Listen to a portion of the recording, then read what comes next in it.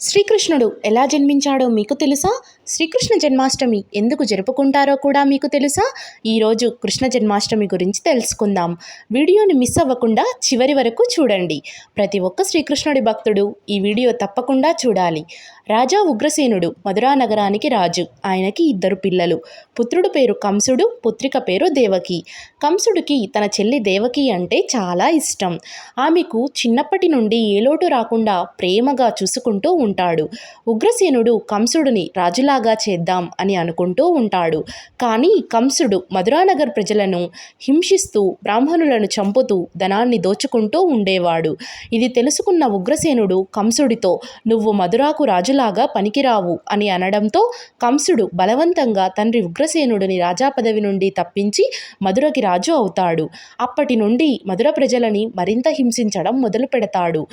ప్రజలు ఏమీ చేయలేక కంసుడు చెప్పినట్లే వినేవాళ్ళు. అలా మధురలో ఉన్న ప్రతి ఒక్కరూ కంసుడిని అసహ్యించుకుంటూ ఉండేవాళ్ళు. కానీ తన ప్రియమైన చెల్లి దేవకి తప్ప. పెళ్లి వయసు రావడంతో యాదవ వంశీయుడు ఆయన వసుదేవుడితో వివాహం నిశ్చయించి వివాహం చేస్తాడు. చెల్లి అత్తగారింటికి వెళ్తూ ఉంటే, "చెల్లి, నువ్వు నన్ను మరియు ఈ మహల్ని వదిలి వెళ్తూ ఉంటే నాకు ఎంతో బాధగా ఉంది. పద, మీ అత్తగారింటి వరకు నేను కూడా వచ్చి వదిలి వస్తాను" అని మహల్ బయటకు వచ్చి నడుస్తూ ఉండగా ఒక్కసారిగా ఆకాశం అంతా మబ్బులతో నిండిపోయి ఆకాశము నుండి ఒక దివ్యమైన వెలుగు వచ్చి ఒక గొంతు వినబడుతుంది. అదే ఆకాశవాణి. "కంస, ఎందుకు నువ్వు ఇంత ఆనందంగా ఉన్నావు? నువ్వు ఇప్పుడు చాలా జాగ్రత్తగా ఉండాలి. నువ్వు సంతోషంగా నీ చెల్లికి పెళ్లి చేశావు, కానీ నీ చెల్లికి పుట్టబోయే 8వ సంతానమే నీ చావుకి కారణం అవుతుంది. జాగ్రత్త" అని ఆకాశవాణి చెప్తుంది. కంసుడు ఆశ్చర్యపోతాడు. "నా చెల్లి సంతానం నా ప్రాణం తీస్తుందా? ఇదెక్కడి న్యాయం" అని బాధతో దేవకి వైపు చూస్తాడు. దేవకి నవ్వుతూ, "అన్నా, ఇవన్నీ పట్టించుకోకు. నా సంతానం నీ ప్రాణం తీయడం ఏమిటి అన్నా" అని అంటుంది. కానీ కంసుడికి ప్రాణభయం మొదలవుతుంది. "ఏమో, నువ్వు కూడా ఈ ప్రజలందరిలాగా నా చావు కోరుకుంటున్నావేమో, నీ కోరికని నీ బిడ్డ ద్వారా పొందాలి అనుకుంటున్నావేమో, ఎవరికి తెలుసు. అందుకే నిన్ను కూడా ఇప్పుడే చంపేస్తా. ఇక నన్ను ఎవ్వరూ చంపలేరు" అని కోపంతో తన చెల్లిని జుట్టు పట్టుకొని చంపబోతుండగా దేవకీ భర్త వసుదేవుడు హంసుడిని అడ్డుకొని కంసుడి కాళ్ళ మీద పడి, "బావా, దయచేసి నా భార్యని చంపకు. నీకు మా సంతానంతో కదా ఇబ్బంది. మా సంతానం కలగగానే ఆ సంతానం నీకే ఇస్తాము. నువ్వు వాళ్ళని ఏమైనా చేసుకో. దయచేసి దేవకిని మాత్రం వదిలేయి" అని వేడుకుంటాడు.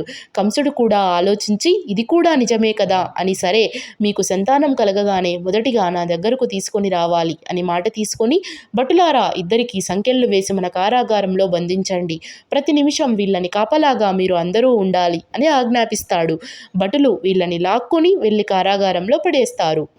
ఆ కారాగారం చాలా భయంకరంగా ఉంటుంది. కారాగారం మొత్తం చిమ్మ చీకటితో నిండిపోయి ఉంటుంది. దేవకి ఏడుస్తూ, "ప్రభు, నన్ను క్షమించండి. నన్ను పెళ్లి చేసుకొని నా వలనే మీరు ఇప్పుడు కారాగారంలో ఉన్నారు" అని ఏడుస్తుంది. కానీ వసుదేవుడు మాత్రం, "ఏడవకు దేవకి, ఏడవకు. ఆ పైవాడు ఎందుకు ఇలా చేశాడో మనకు తెలియదు కదా" అని అంటాడు. అలా కొన్ని నెలల తరువాత దేవకి గర్భవతి అవుతుంది. ఆమె సంతోషం కన్నా బాధే ఎక్కువగా ఉంటుంది. తరువాత ఆమెకు ఒక బిడ్డ జన్మిస్తాడు. ఆ పిల్లవాడు ఏడుపులు విని భటులు అందరూ కంసుడి దగ్గరకు వెళ్ళి, "రాజా రాజా, దేవకికి కొడుకు జన్మించాడు" అని చెబుతారు. మాట ఇచ్చినట్లే వసుదేవుడు ఏడుస్తూ బిడ్డని తీసుకొని కంసుడి దగ్గరకు వస్తాడు. కంసుడు ఆ బిడ్డను చూసి ఎంతో ఆనందపడతాడు. మనసు లోపల "నా చెల్లికి పుట్టిన బిడ్డ" అని సంతోషంగా ఉన్నా కూడా బయటికి మాత్రం "నా చెల్లి సంతానం నన్ను చంపుతుంది" అని కోపంతో ఉంటాడు. వసుదేవుడు, "మిమ్మల్ని 8వ సంతానం కదా బావా చంపేది. ఇప్పుడు అమాయకులను చంపడం వలన లాభం ఏముంటుంది" అని అనగా, "ఇది కూడా నిజమే కదా అని ఇక్కడి నుండి వీడిని తీసుకొని పో" అని వదిలేస్తాడు. ఇదంతా నారదుడు చూసి, అమ్మో, ఇప్పుడు కంసుడు ఇలా 7 మందిని వదిలేస్తే ఇప్పుడు అతనికి పిల్లల మీద ప్రేమ ఎక్కువై 8వ సంతానాన్ని కూడా వదిలేస్తాడు. అప్పుడు విష్ణువు అనుకున్నది జరగదు అని ఉపాయం వేసి ఒక కమల పువ్వును పట్టుకొని కంసుడి దగ్గరకు వెళతాడు. "కంస, ఈ పువ్వు తీసుకో. ఈ కమలంలో మొదటి రేఖ ఏది, చివరి రేఖ ఏది" అని అడుగుతాడు. కంసుడు ఆ కమలం వైపు చూస్తూ, "ఏది చూసినా మొదటి రేఖలాగానే ఉంది" అని సమాధానం చెప్తాడు. "ఇప్పుడు అర్థమైందా అది కంస ఆకాశవాణి ఎలా చెప్పిందో? ఏమో, ఈ కమలంలాగానే నీ ప్రాణం మొదటి సంతానం తీస్తుందో లేక 8వ సంతానం తీస్తుందో ఎవరికి తెలుసు కంస, బాగా ఆలోచించు" అని చెప్పి వెళ్ళిపోతాడు. కంసుడు ఆశ్చర్య ఆశ్చర్యపోయి ఆలోచనలో పడి ఇది కూడా నిజమే అనుకొని కోపంతో ఆ కమల పువ్వును నలిపివేసి కారాగారంలోకి వెళతాడు. వసుదేవుడు చేతుల్లో ఉన్న బిడ్డని తీసుకొని వెత్తి గట్టిగా నేలకేసి కొడతాడు. అంతే, ఒక్క దెబ్బకి పసిపిల్లవాడు చనిపోతాడు. అలా పుట్టిన 7 బిడ్డల్ని కూడా నేల కొట్టి చంపుతాడు. చివరగా ఏ దేవకి 8వసారి గర్భవతి అవుతుంది. వార్త కంసుడు వినగానే భయంతో ఆ రోజు నుండి అస్సలు నిద్రపోలేదు. అలా కొన్ని నెలలు గడుస్తాయి. శ్రావణ మాసం అష్టమి రోజున ఒక భయంకరమైన తుఫాను మొదలవుతుంది. ఆగకుండా ఆ రోజు వర్షం పడుతూనే ఉంటుంది. దేవకికి ఈరోజు నాకు బిడ్డ జన్మిస్తాడు అని అర్థమైపోతుంది. దేవకి వసుదేవులిద్దరూ విష్ణుదేవ, మా బిడ్డను నువ్వే కాపాడాలి అయ్యా అని వేడుకుంటారు. అప్పుడు కారాగారంలో ఒక దివ్యమైన వెలుగు వచ్చి ఆ వెలుగులో విష్ణువు అక్కడ ప్రత్యక్షమవుతాడు.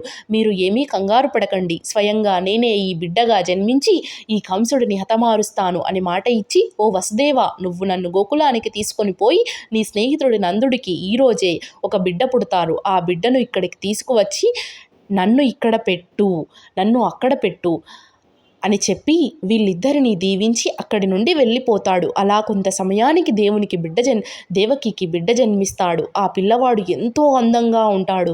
నీలి రంగుతో అచ్చం విష్ణువులాగా ఉంటాడు. అందరి పిల్లలలాగా కాకుండా ఇద్దరి వైపు చూస్తూ ఉంటాడు. ఇక ఆలస్యం చేయకూడదు, ఈ బిడ్డని గోకులానికి తీసుకొని వెళ్ళాలి అని వసుదేవుడు అనుకుంటూ ఉండగానే వెంటనే ఆ కారాగారంలో ఉన్న తలుపులు దానంతట అదే తెరుచుకుంటాయి. అక్కడ ఉన్న సైనికులందరూ కళ్ళు తిరిగి మైకంలో పడిపోతారు. ఎన్నో రోజుల నుండి కూడా నిద్ర లేకుండా ఉన్న కంసుడు కూడా నిద్రలోకి జారుకుంటాడు. దేవకి చేతుల్లో నుండి ఆ బిడ్డను తీసుకొని ఒక బుట్టలో పెట్టి సైనికులు పడిపోయిన మార్గంలోనే నడుచుకుంటూ కారాగారం బయటకి వస్తాడు. వర్షం ఆగకుండా కుండపోతలాగా పడుతూనే ఉంటుంది. ఉరుములు మెరుపులతో ఎక్కడ చూసినా ప్రళయంగా ఉంటుంది. అన్నంత భయంకరంగా ఉంటుంది. కృష్ణుడు ఉన్న బుట్టను పట్టుకొని గోకులం వైపు వెళతాడు. గోకులానికి వెళ్ళాలి అంటే సముద్రాన్ని దాటుకొని వెళ్ళాలి. ఆ సముద్రం చూస్తే అలలతో పొంగుతూ ఉంటుంది.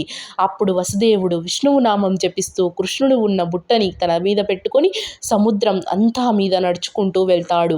వర్షం కృష్ణుడి మీద పడడంతో చూసి వాసుకి సర్పము అక్కడికి వచ్చి తన పడగలను విప్పి ఒక గొడుగులాగా వెనకాలే వస్తూ ఉంటుంది. సముద్రం ఎలాగైనా ఒక్కసారైనా కృష్ణుడి పాదాలను తాకాలని ఉప్పొంగుతూ ఉంటుంది. అలా వసుదేవుడి ముఖం వరకు నీళ్లు వచ్చేసాయి. ఒక్కసారి సముద్రం కృష్ణుడి పాదాలను కూడా తాకుతుంది. తాకిన వెంటనే సముద్రం 2 భాగాలుగా విడిపోయి వసుదేవుడికి మార్గం ఇస్తుంది. వసుదేవుడు కృష్ణుడిని బుట్టలో పెట్టుకొని అలా సముద్రాన్ని దాటేసి గోకులానికి వెళ్ళి నందుడి ఇంటికి వెళతాడు. నందుడి భార్య యశోదాదేవికి ఒక ఆడపిల్ల జన్మిస్తుంది. నందుడు ఆనందంగా బయట కూర్చుని ఉంటాడు. నందుడు వసుదేవుడిని చూడగానే నందుడు లోపలికి తీసుకొని సంతోషంగా వెళ్తాడు. వసుదేవుడు చెప్పిన విషయం మొత్తం నందుడు తెలుసుకుంటాడు. వసుదేవుడు ఇలా చెబుతాడు, ఈ బిడ్డ విష్ణు స్వరూపం. నువ్వు ఈ బిడ్డని జాగ్రత్తగా పెంచాలి నందా. ఈ బిడ్డనే ఆ కంసుడిని హతమారుస్తాడు అని చెబుతాడు. నందుడు కృష్ణుడిని పట్టుకొని ఉన్న యశోదాదేవి పక్కన పెట్టి ఆ ఆడబిడ్డని వసుదేవుడికి ఇస్తాడు. వసుదేవుడు ఆ ఆడపిల్లను తీసుకొని మళ్ళా కారాగారానికి వెళ్ళిపోతాడు.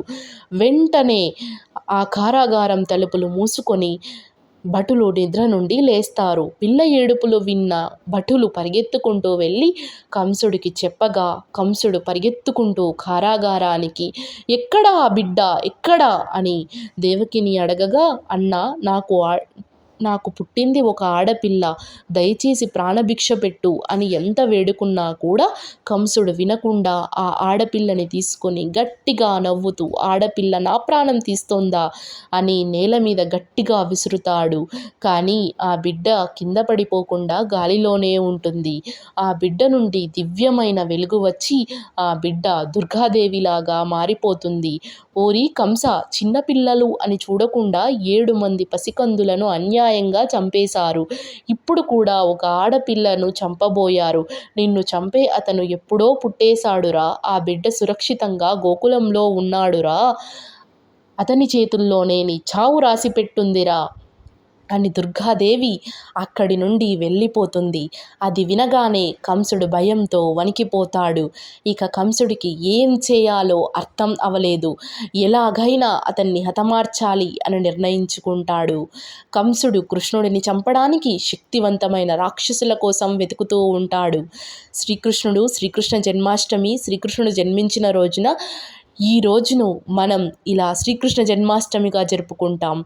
ఈరోజు ప్రతి ఒక్కరు ఇంట్లో తయారు చేసిన ప్రతి ఒక్కరి ఇంట్లో వెన్న తయారు చేసి శ్రీకృష్ణుడికి అర్పిస్తారు. ఈరోజు శ్రీకృష్ణుడికి మనం పూజలు చేసి ప్రేమతో ఆయనకి వెన్న పెడితే ఆయనే స్వయంగా మన ఇంటికి వచ్చి ఆయనకు ఇష్టమైన వెన్న తిని మనల్ని దీవించి మనం కోరిన కోర్కెలు తీరుస్తాడు అని అంటారు.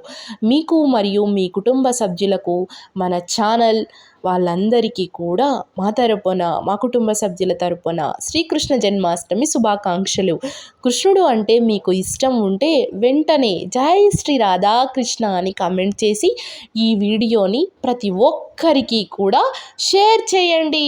జై శ్రీరామ్, జై శ్రీ రాధాకృష్ణ, జై శ్రీ రాధాకృష్ణ, జై శ్రీ రాధాకృష్ణ. శ్రీకృష్ణ భక్తులందరికీ శ్రీకృష్ణుడు అంటే ఇష్టం ఉన్న ప్రతి ఒక్కరికి కూడా ఈ వీడియో షేర్ చేయండి. అందరికీ మా ధన్యవాదాలు. Thanks for watching it. Please do like, share and subscribe my channel, friends. Thank you.